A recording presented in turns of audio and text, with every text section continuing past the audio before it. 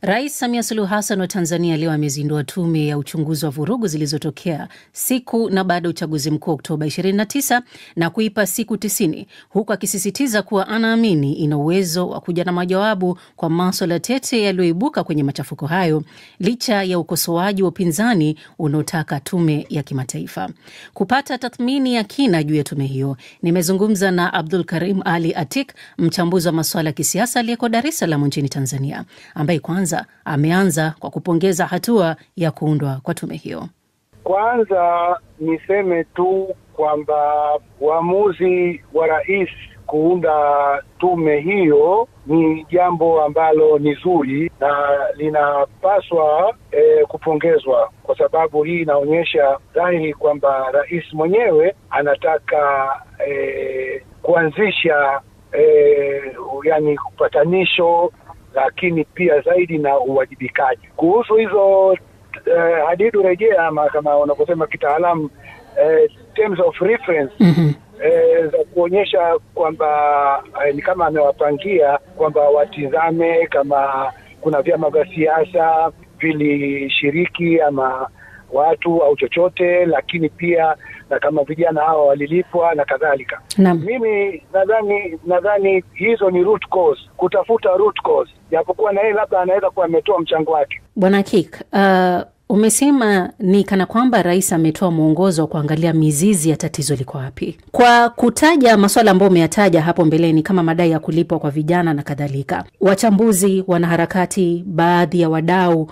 wanasema kwamba ni kana kwamba rais amepuuzilia upande mwingine ambao unaonekana kuwa na tatizo, kama kauli za waziwazi za serikali na pia Chama cha Mapinduzi kabla uchaguzi, idara ya usalama na ulinzi, kauli zao za hatua kali ikiwa kutatokea maandamano na mambo kama hayo. Huoni kana kwamba maagizo haya yamelemea upande mmoja? Ni dhahiri kwamba wakosoaji wanayo haki ya kuikosoa muundo wa tume, kama wengine walikuwa wanasema kwamba kwa mfano chama cha ACT Wazalendo hakitotoa ushirikiano, Chadema pia wamesema hawatotoa ushirikiano, lakini mimi nadhani tume pia ina wajibu wa kutoa ripoti ya kuhusu vyombo vya usalama vimefanyaje kazi na kama vilifanya kazi yake barabara ama kuna mahali palitokezea lapses ama mapungufu. Kwa hiyo ripoti tunaamini pia itakuwa na masuala ya uwajibikaji, lakini inaelekea kwamba pia tume hiyo kwa sababu rais ana falsafa ama katika siku zake 100 ameahidi mambo ya reforms na reconciliation. Kwa hiyo inaweza ikapelekea pia ripoti ya tume hiyo kuanzishwa kwa reconciliation commission ama kamati ama muundo fulani wa watu wa wananchi na wahusika wote katika kupata hayo maridhiano. Miaka 24 iliyopita aliyekuwa rais wakati huo Benjamin Mkapa aliunda tume ya kuchunguza mauaji ya watu wengi Zanzibar, lakini tume hiyo ambayo iliongozwa na Hashim Mbita ilikataliwa na wapinzani na baadhi ya wadau. Unaona tukio kama hilo likijirejelea, hasa ukitilia maanani maswali na dukuduku ambazo watu wengi wanazo kuhusiana na kuundwa kwa tume hii? Kwa kweli ukosoaji umekuwa mwingi, lakini mimi naamini kabisa serikali ya Rais Samia ni serikali sikivu, na bila shaka hizo sauti za kutaka maboresho na katika tume, mimi nadhani siamini kama tume imeundwa ndio labda haiwezi kufanyiwa refurbishment ama haiwezi kukawa na alterations fulani. Mimi naamini kwamba bado wadau wanaohusika katika siasa za nchi yetu wanaweza bado kuchangia zaidi kuhusu muundo wa tume na labda matarajio yake pia. Ni Abdul Karim Ali Atik, huyo mchambuzi wa masuala ya kisiasa aliyeko Dar es Salaam nchini Tanzania. DW tunavuma kwa kishindo. Bila shaka tunavuma kwa kishindo. Rais William Ruto wa Kenya amejitenga na wakosoaji wa utendaji wa serikali ikiwa imetimia miaka 3 tangu ingie madarakani.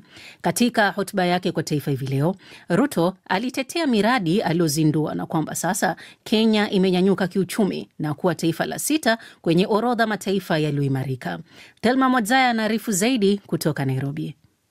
Kwa muda mfupi alipokuwa jukwaani, Rais William Ruto alilazimika kusita kwa muda alipokuwa akilihutubia taifa kwenye kikao maalum cha pamoja kwenye bunge la taifa.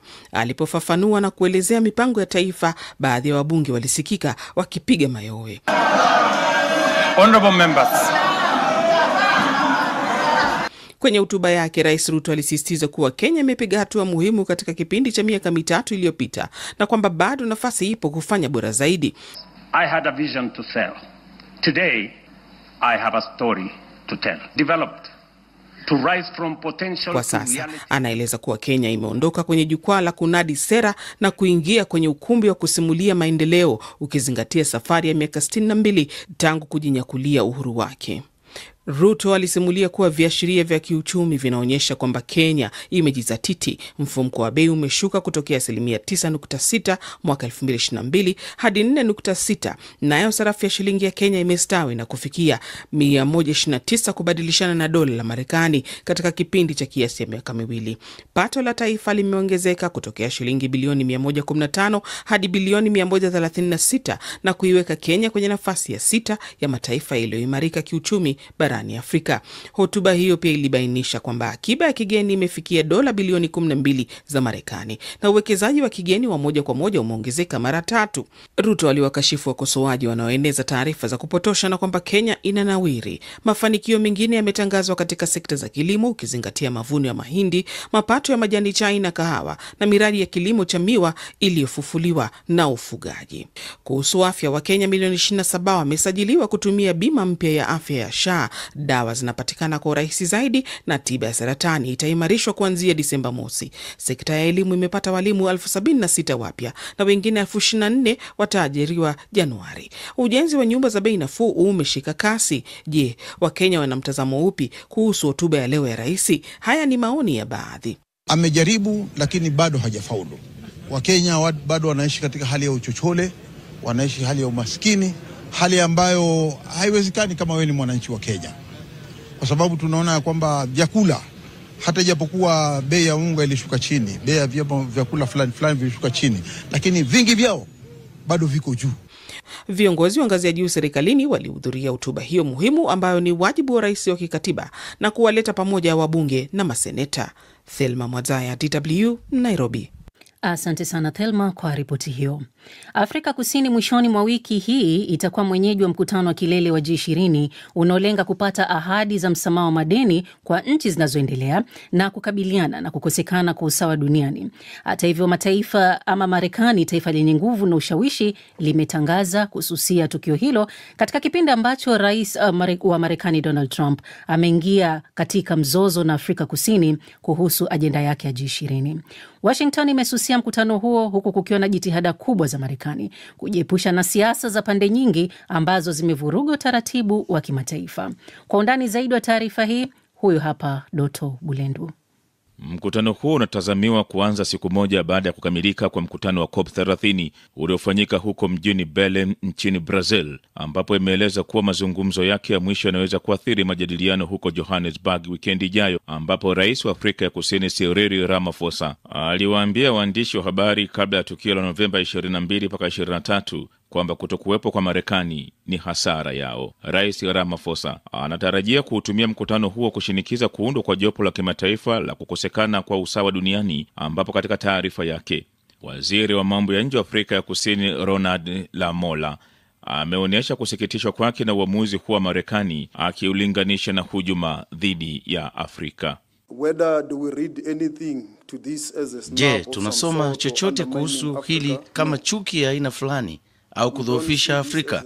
Hapana. Hatuoni hii kama chuki au kudhoofisha Afrika. Katika matukio yote ya majukwaa ya kimataifa hutokea kwa sababu zozote ambazo wakuu wa nchi hawawezi kuhudhuria na watamteua yoyote watakayeamua kumtuma, aidha waziri wao wa mambo ya nje au mjumbe wa mambo yoyote kwa sababu yoyote ile, au mjumbe yoyote wa mambo ya nje kwa sababu zozote zile. Nchi hiyo sio ya kawaida.